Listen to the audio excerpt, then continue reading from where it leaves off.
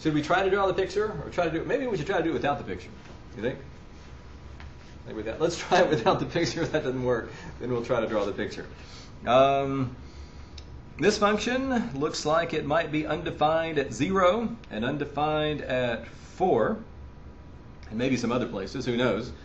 But hopefully, as x is close to 0 and is close to 4, we can be able to evaluate it and then evaluate these limits. Consider what happens as x approaches 0 from the left. Suppose x is a little bit less than 0.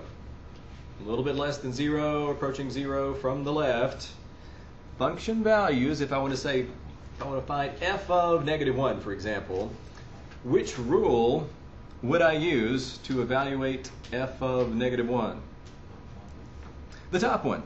That's where x is a little to the left of 0, a little less than 0. So what we can do is say the limit of f of x as x approaches 0 from the left is equal to the limit of the expression x squared minus 1 as x approaches 0 from the left.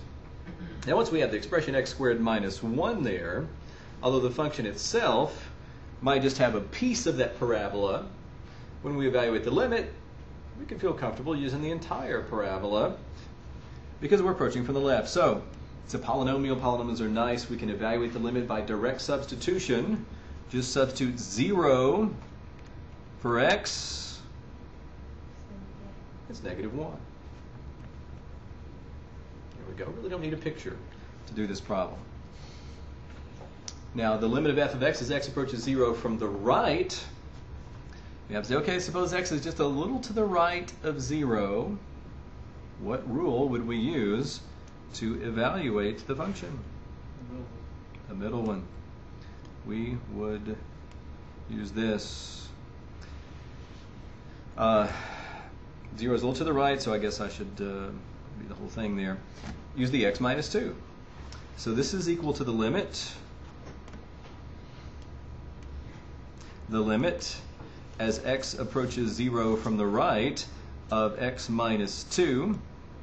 That's a polynomial. So we can evaluate this limit by direct substitution. Just plug in the 0.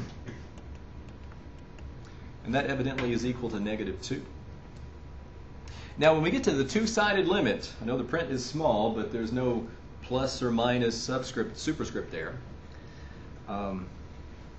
We just need to know this.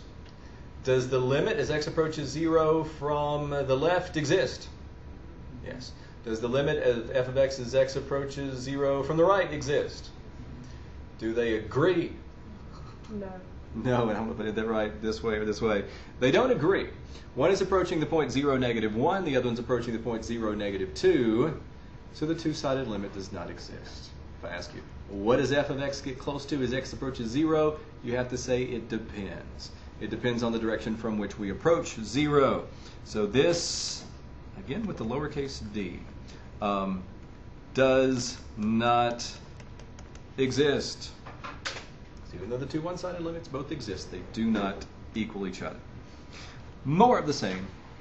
X approaches 4 from the left. If x is a little less than 4, well, x is between 0 and 4.